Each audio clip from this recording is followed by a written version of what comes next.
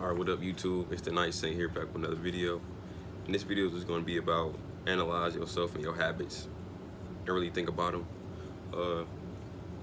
This is something I just came up with like 2 seconds before I started recording. But it was just something interesting I wanted to talk about. Of course, it's like I said, it's not nothing new, but I just want to put my own, my own 2 cents on it and idea of it.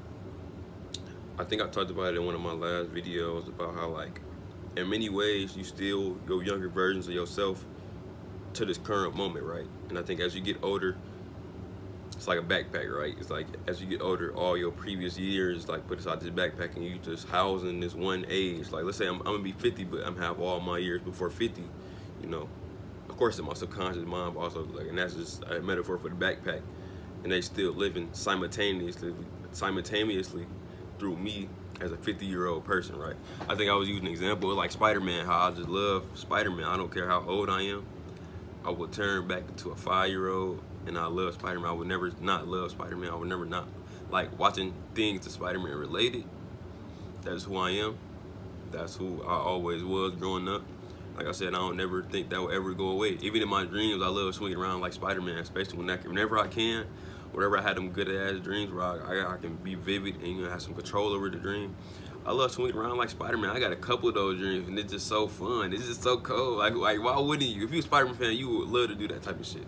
But yeah, just these type of ages and just how in the form of, like, who said this? Sinful to P. He was like, spirits are just unseen things, unseen forces made seen, right? So in many ways, I think I'm about to connect to like trauma and things. Like, in many ways throughout my day-to-day, I'm a very reserved individual. I don't like to talk. I don't really, and I'm not a shy person. I can talk to people now, but at a certain age, I was very, like I said, I had a lot of anxiety with speaking with people and just talking to people, and that was just because of my own lack of experience and talking and dealing with people growing up. I was just very awkward and very weird. I'm still very awkward now to this day. And I mean, that's always been something that always been around me since I was a kid. Like, I always just been a odd child, and not in the sense of like doing odd things. Just like I was just like ultra sensitive, so I didn't really allow. So dealing with people was very just, was very shaky. Let's say that. So in many ways, when I deal with people today, in many ways, it still feels shaky. Like I was a little, like I'm a little child again. Like I'm very scared. I ain't scared to talk to people. It's just I don't.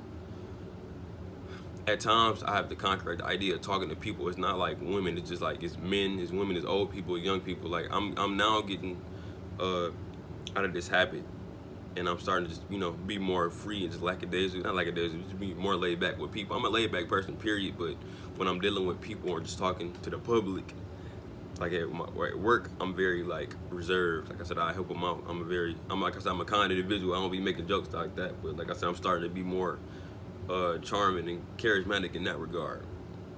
But in terms of like trauma, I still carry a lot of my own social and just. I mean, of course, I'm introverted, but like They say like shyness is not really a trait. It's like it's something that you developed to really protect yourself.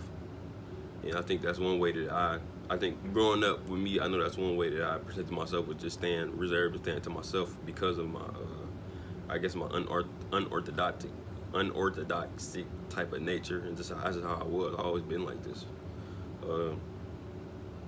But yeah, I think that a lot of people, without even noticing, they carry out a lot of their own negative karma this way. And just, I mean, that's just what it is, period. I think a lot of people have a lot of, like, spirits, period. Let's say just unseen ideas that manifest, or unseen ideas that make themselves known or make themselves manifest physically.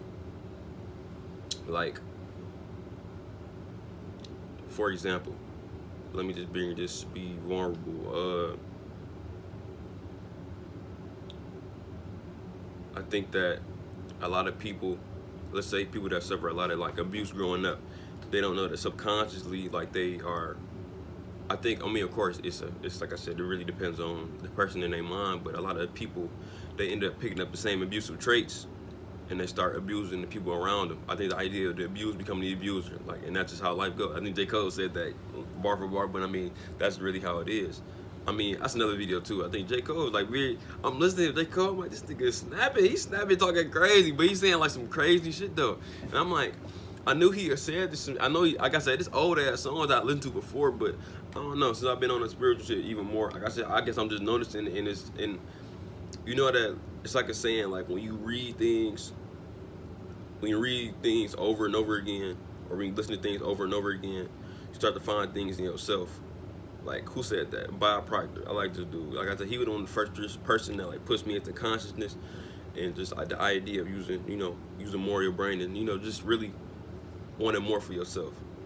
Bob Proctor, he was a young white dude back in the day, but he was an old white dude, and he talked about the law of attraction. And he was saying like he was reading Think and Grow Rich, and then he read the book one time. And, of course he said that's his favorite book, but he said he read that book a whole bunch of times. And every time he reads it, he finds something new out. He finds something new about himself every time he reads it. And I think that's comparative to like how music is, right? But I guess I went on a whole tangent. But yeah, I think a lot of people don't understand like a lot of unseen forces that in a way it's like puppeteering everybody in the background. I don't think you could ever get rid of the unseen puppeteering forces behind you, but you just got, I think the whole idea of spirituality and just occult things is really just understanding them and being able to understand that maybe you are the unforeseen forces, the unseen forces, and you're not who you say you are. Like in a sense, like me, I'm not Kevin. Like I said, I'm in my head trying to stop calling myself Kevin or talking to myself and speaking as Kevin. I'm trying to create like an alter ego eventually. Like I said, I'm still trying to iron out the details, but I don't want to keep calling myself Kevin because in the sense I'm not Kevin. And I mean, I think before I understood it, like I am Kevin, I'm Kevin for right now, and then I'm gonna be somebody else in in a different lifetime. But at the same time, I mean, that's not who I really am. So, but yeah, I think a lot of people, like I said, they act out negative karmas or negative spirits or just anything. It ain't even gotta be negative, it's just negative or positive karmas or even just spirits that don't necessarily belong to them. It could be something that's been, abused. It could have been something that's been passed down to them. I think in many ways, my shyness and just me being reserved wasn't something that like I said, I just picked up randomly. Like that was something that was battered in my head, not like metaphorically speaking, like through just my time alone, through both of my parents not really being social creatures. They were just being social with people. So in many ways, I picked it up very subtly, but it affected me in a social sense, in the sense of me having to deal with people. So, I mean, that's like one example, but let's say people that physically abuse people. In one sense of that word, or sense of the idea, people that get abused, they may be frowned upon abuse, so they will go a whole different direction. Or let's say the more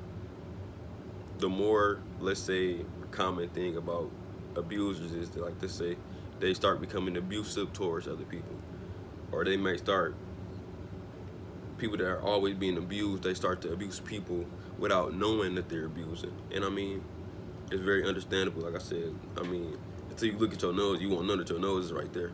So I think that's, you gotta deal with it a lot. And I think that just takes time with just understanding and being able to really become aware of your actions and your reactions as well. But also, it just takes time. I mean, shit, nobody's perfect. I know I'm not. And I think that's why I try to remain as patient as I can with people.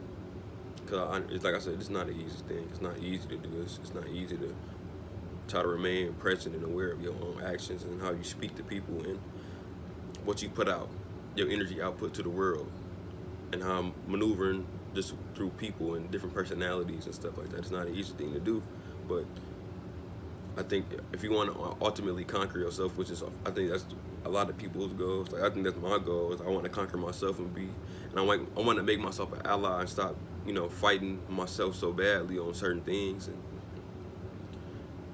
because I mean, realistically, that's the whole battle. Like I said, if you can conquer yourself, you can conquer anything, anything else in the world. I mean, I think a lot of people be so focused on the outside world. Even me, when I was younger, I did. And now I'm at this point where I'm really trying every method in my mind and researching, trying to find a way to conquer myself in my mind so I can stop you know, sending out these wrong messages. And like I said, I'm trying to take control of as much as I can. Like I said, control what you can, like I said, but not even control, because I mean, in a sense, like I said, everything is, the universe is forever out of control, but I mean, it's like the sense of, it's order inside the control. Control what you can, don't stress what you can't. I think that's a philosophy a lot of people should learn to pick up. I know I'm still adopting it myself, and yeah, it's honestly it's relieving a lot of stress from me that I don't need.